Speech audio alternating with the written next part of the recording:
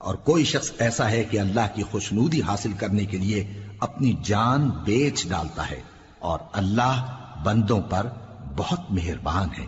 مومنوں، اسلام میں پورے پورے داخل ہو جاؤ اور شیطان کے پیچھے نہ چلو، وہ تو تمہارا کھلا دشمن ہے۔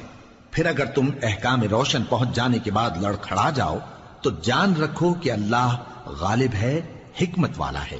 کیا یہ لوگ اسی بات کے منتظر ہیں کہ ان پر اللہ کا عذاب بادل کے سائبانوں میں نازل ہو اور فرشتے بھی اتر آئیں اور کام تمام کر دیا جائے؟